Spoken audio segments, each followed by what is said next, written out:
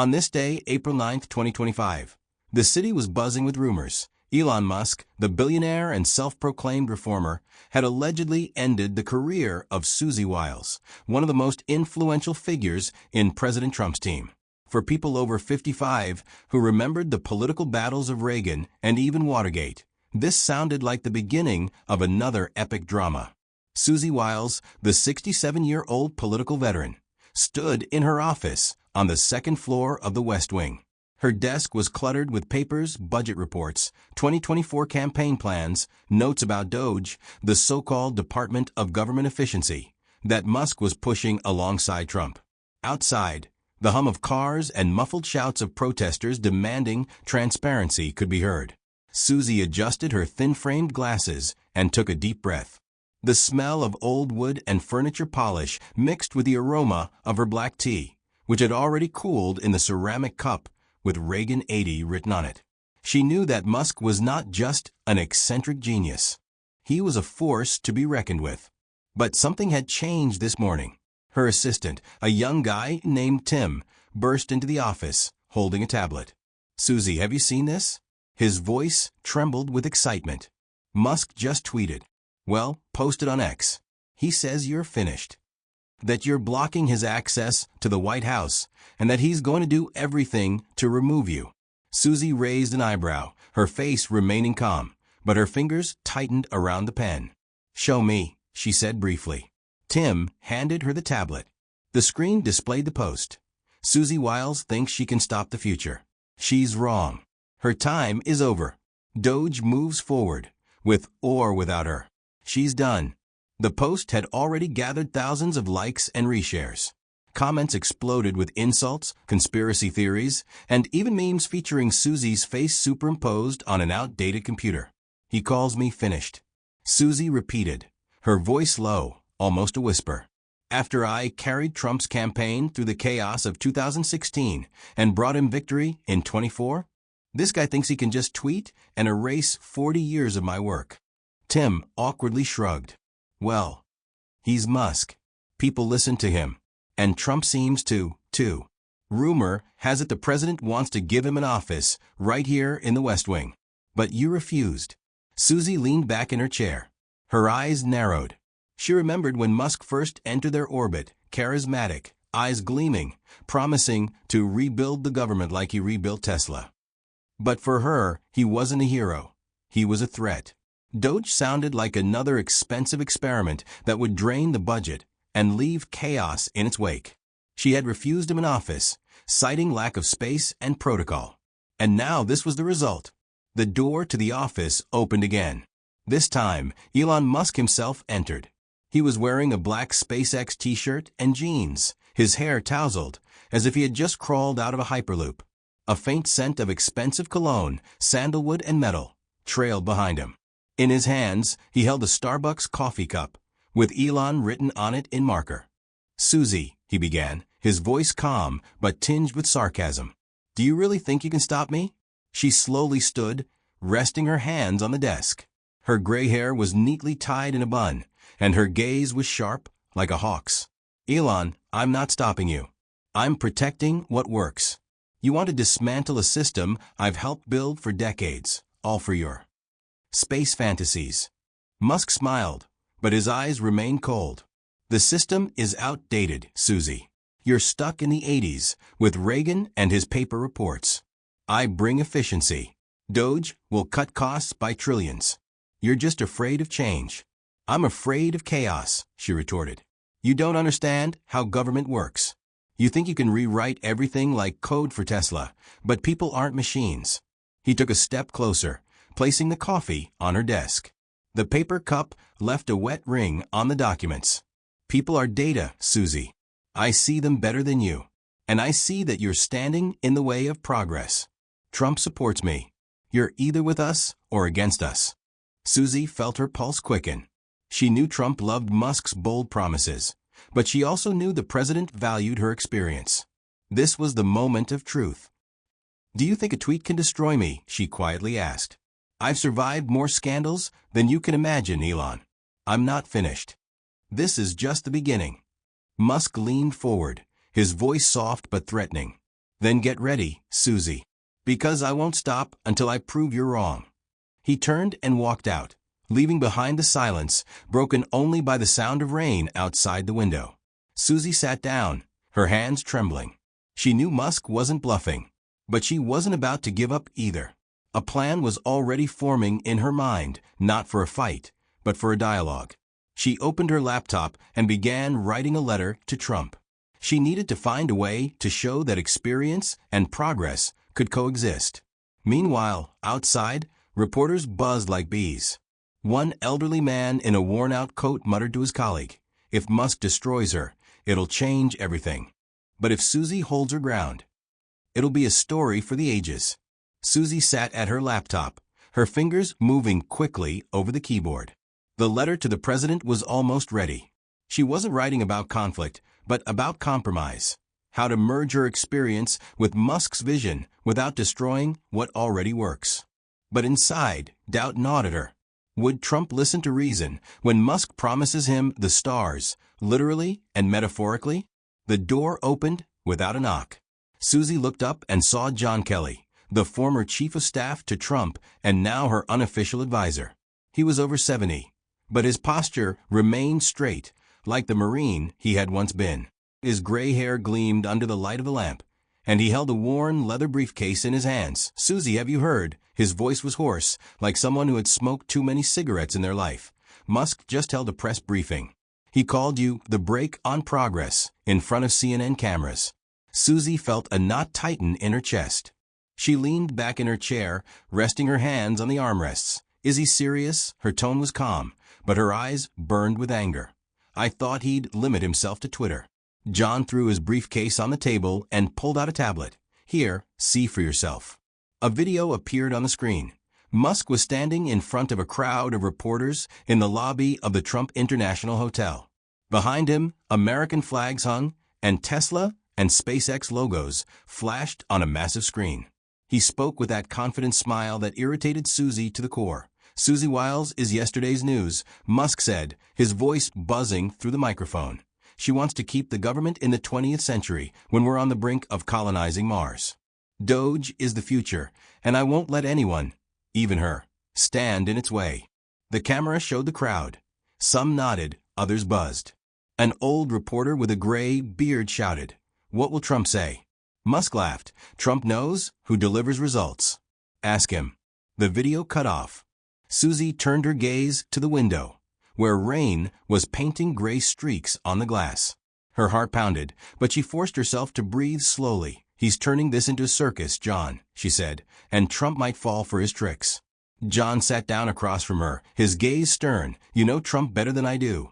He loves the show, but he values loyalty. You proved yours in 2016. Musk is a newcomer to this game, but Musk has something I don't," Susie replied quietly. "Money, charisma, and 50 million followers who think he's a messiah." John leaned in closer. "So what will you do? Write a letter and hope he fixes it? Or go to him directly?" Susie thought for a moment. She knew that a direct confrontation with Musk was risky. But sitting back while he tore her reputation apart was not her style. She stood up, adjusting her jacket. "I'll go to Trump. But first, I'll talk to people who still remember how real politics works." That evening, Susie sat in a dimly lit cafe on the outskirts of Georgetown. The smell of freshly ground coffee mixed with the scent of wet asphalt drifting through the open window. Across from her sat Harry Reid, the 85-year-old retired senator, whose wrinkles told the story of decades in Congress. He stirred sugar into his cup, his trembling hands betraying his age, but his eyes remained sharp. "Susie, you're playing with fire," Harry said, his voice low and slow. "Musk isn't just a businessman. He's a phenomenon. People believe in him like they believed in Kennedy in the 60s. "I know," she replied, holding her hands around her cup. Her fingers felt the warmth of the ceramic. "But I can't let him destroy everything we built. Doge sounds good on paper, but who will pay for its efficiency? Pensioners? Veterans?" Harry nodded, his expression thoughtful. "You're right. But you need a plan. Musk plays to the crowd, and you play to the facts. Gather those who still have influence. I'll talk to a few old friends in the Senate. They don't like it when newcomers stomp on their lawns." Susie smiled for the first time that day. Thanks, Harry. I knew I could count on you. He raised his hand to stop her. Don't thank me yet. Musk isn't stupid. He'll go to Trump with something big, a promise Trump can't refuse. The next morning, the air in Washington had grown colder, and the sky had cleared. Elon Musk stood in the Oval Office, holding a tablet with charts. President Trump sat at the resolute desk, his golden hair reflecting the light of the morning sun. Steve Bannon stood nearby, his eyes gleaming with curiosity. Donald, look at this, Musk said, showing the chart. Doge could cut costs by 30% in 2 years.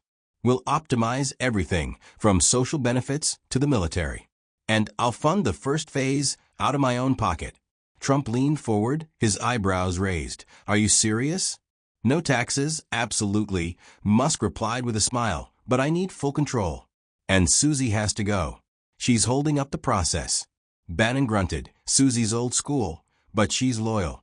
Are you sure you want to get rid of her?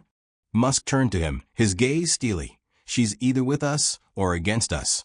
I don't tolerate those who stand in the way.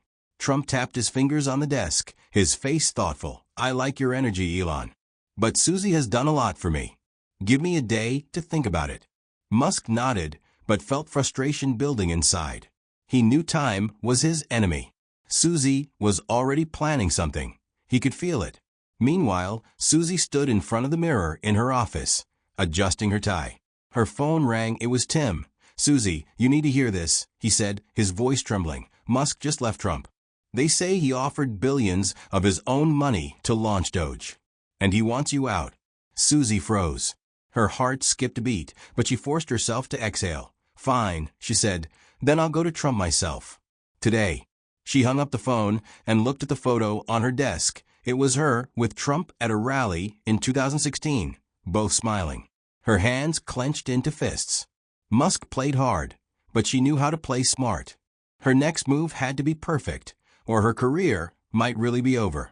Washington buzzed as if before a storm, though the sky remained clear. In the West Wing, the smell of coffee mixed with the tension that hung in the air. Susie Wyles stood before the Oval Office door, her gray suit immaculate, but her hands trembling slightly. She knew this was her last chance. Behind the door waited Donald Trump, and somewhere in the building, perhaps hiding, was Elon Musk, ready to deliver the final blow. Her plan was simple but risky, not to fight, but to persuade. She took a deep breath, inhaling the scent of old carpet and varnish, and knocked. Come in, Susie. Trump's voice boomed from inside. She opened the door. The president sat at the resolute desk, his fingers tapping on the wood. Steve Bannon stood beside him, holding a cup of coffee, while in the corner by the window, Elon Musk twirled a Tesla-branded pen in his hands. His gaze was sharp as a laser, but his lips curled into a slight smile. Susie felt her heart tighten, but her face remained calm. Donald, thank you for seeing me, she began, her voice steady, like a judge's. I know Elon is here with big promises, but I want to talk about reality. Trump leaned forward, his eyebrows raised. You know I love reality, Susie. But Elon brought me numbers. Billions. He says he can change everything. Musk stepped forward, his steps confident, like a man who had already won. Donald, I'm not just promising. I'm doing. Doge is a revolution. Susie is stuck in the past. She doesn't see the future. Susie turned to him, her eyes narrowing. Elon, I see the future. But I also see the people who will pay for your experiments. Veterans, retirees, small businesses. You want to cut everything. But who's going to fill the gaps when your numbers don't add up? Musk laughed, but the sound was cold. You're thinking too small, Susie. I'm creating a system where there won't be any gaps. You're just afraid of change. Trump raised his hand, stopping him. Enough. Susie, I like you. You fought for me when no one believed. But Elon, he's bringing something new. I have to choose. Susie felt the floor beneath her shift. But she didn't step back. She pulled out a sheet of paper, an old-fashioned, handwritten letter. Donald, read this before you decide, she said, handing it over. This isn't about a fight. It's about how we can work together. Trump took the letter, his eyes scanning the lines. Musk furrowed his brow, his fingers gripping the pen tighter. "What's this?" he asked, his voice sharp. "A proposal," Susie replied, looking him straight in the eye. "I'm not against Doge, but I want it done right. I'm offering to lead a transition group, combining your plan with my experience. We'll cut costs, but not at the expense of people. And I'll prove it works." Trump leaned back in his chair, his face thoughtful. "You want to work with him? After he called you done?" Susie nodded. "I'm not holding a grudge, Donald. I want results, and I know how to get them." Musk turned toward her, his eyes flashing. "You think you can control me? I don't need a babysitter." "Not a babysitter," she cut in. "A partner. You're a genius, Elon. But you don't know how Washington works." "I do." A silence fell. Bannon cleared his throat, his gaze shifting between them. Trump tapped his fingers on the desk, then laughed, loudly, as always. "Now that's what I like. You two, fire and ice. I'm into this. Susie, you're in the game. Elon, you'll work with her. I want results, not war." Musk froze. His jaw clenched, but he nodded. "Fine. But if she slows me down, I'm coming back here." "I'm not slowing you down," Susie said softly. "I'm guiding you." Trump waved his hand, signaling the end of the meeting. Susie walked out of the office, her steps echoing in the corridor. She could feel the adrenaline pumping through her veins. She hadn't just survived. She had turned the game in her favor. But the real shock awaited her ahead. That evening, Susie sat in her office when the phone rang. It was Harry Reid, her old ally. "Susie, turn on the TV," he said, his voice trembling with excitement. She grabbed the remote and switched on CNN. The screen showed Musk standing before a crowd at the Capitol. Behind him, protesters chanted "Doge now" while holding signs. But what he said made her heart stop. "I'm going into politics," Musk announced, his voice booming over the loudspeakers. "Today, I've made a deal with Susie Wyles to collaborate. But this is just the beginning. In 2028, I'll be running for president. And I'll make America not just great, I'll make it cosmic." The crowd erupted in applause. The CNN anchor, an older woman with gray locks, turned to the camera. "You're hearing this first. Elon Musk is challenging the system not just as a reformer, but as a future candidate. And it seems Susie Wyles has become his unexpected ally." Susie turned off the TV. Her hands dropped to the desk, but a slow smile began to bloom on her face. She hadn't just won a battle. She had opened the door to something bigger. Musk thought he was using her, but she knew. In Washington, experience always beats ambition if you know how to wait. And she would wait. Outside, the rain began to fall again, but this time it felt like a promise, not an end, but a beginning. Susie stood up, poured herself a cup of tea, and walked to the window. The city lay before her, wet and alive. She didn't know what 2028 would bring, but for the first time in a long while, she felt euphoria. She hadn't just stood up to Musk, she had given him a chance to become better, and herself a chance to change history.